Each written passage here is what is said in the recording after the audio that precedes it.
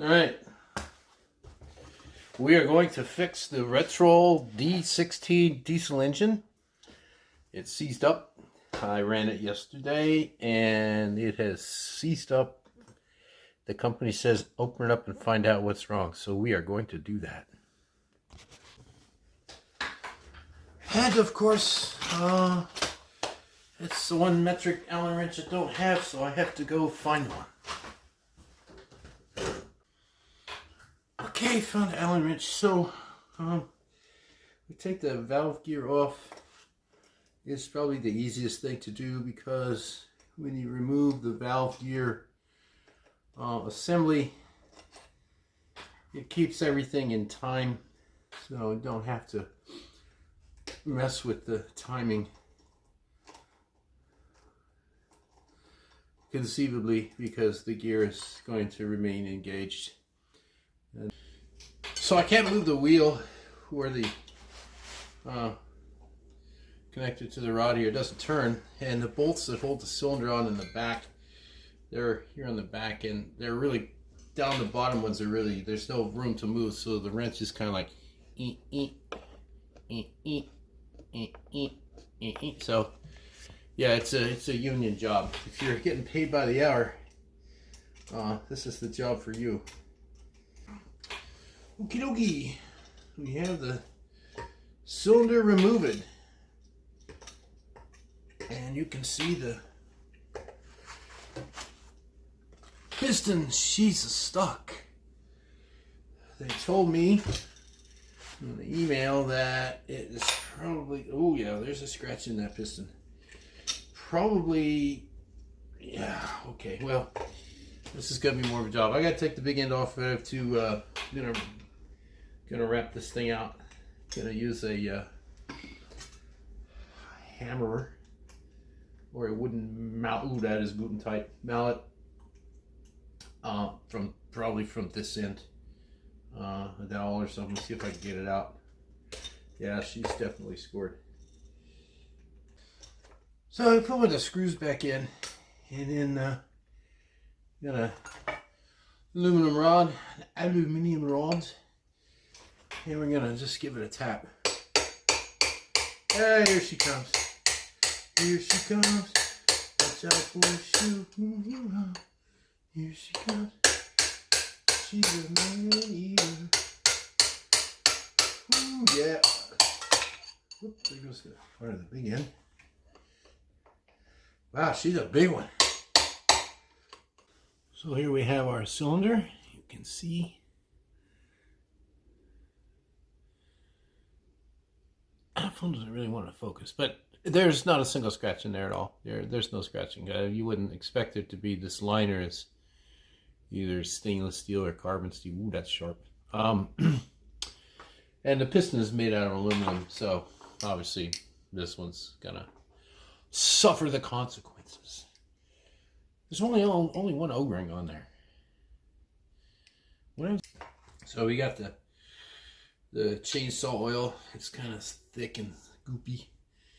Just use your finger and stick it in there. Gotta watch where you put your fingers these days, you know. Put some on Zippy Stone. And of course, it stinks. It smells like sulfur because it's for lubricating. Lubrification. So now we're gonna put this in there. And oh my, she don't fit. This piston has got, scoring on the piston is just enough to keep it from going in there. So gonna have to chuck this up in the lathe and polish it a little bit. So that's off to the lathe. Maybe some sandpaper, just something to get the edge off. I shall return. Okie dokie.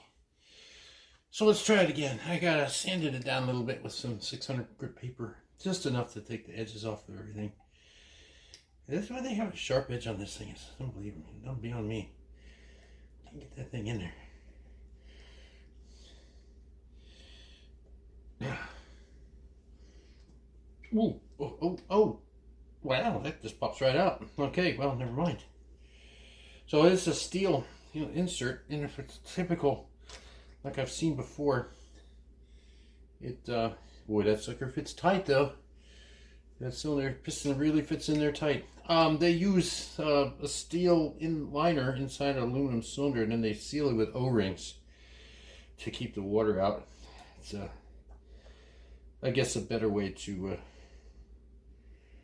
make it in production. The problem is sometimes the cylinder liner pops out. Oh, this thing just doesn't want to go in there. Champagne, anyone? All right, well, back to the drawing board. I got to sand some more. Now, of course, there's still fuel in the fuel tank, and I don't want to take the rest of the lines off, so I'm just gonna pour some oil in there. I have no idea how this is gonna work, but I'm gonna kind of smear it around up inside around the cylinder, really good. There I go, put my finger in places I can't see, and then I'll put the cylinder head on. And I'll just kind of rotate it slowly and kind of squeeze that oil kind of hydraulically.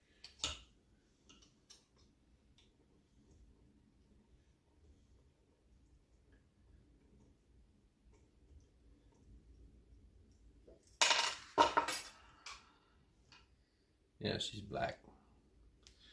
That's the piston. It's getting reshaped, I guess, or whatever you want to call it. So I got to get all that stuff out of there. And let it wear it. All right, so I think it's pretty good. We'll see what happens. So I'm going to put it back together, and hook everything back up and see if I can reprime the pump. I don't think I'm going to run it today, but you never know. But I think it's going to be fine. I will let the people know that I need possibly a new piston. Let me get some standard knurled ones. I'm not sure, but yeah. So she's almost back together. I got to work on the injection pump. There's some wrench that goes on the wedge. This little guy down in there. The little wedgie. I don't have a metric wrench that fits that. Probably because they don't want you to touch it. But well, she's all back together now. Yeah, perfect. But this injection pump is just, you can hear it kind of grinding. And this spring is kind of dodgy. I think it goes, the spring is supposed to go there, not there, but I don't know, because when you turn the engine off, you're supposed to push this knob all the way up, and that holds the governor down, and the pump can't pump any, so it can't hit the ejector. But yeah, I got to work on this.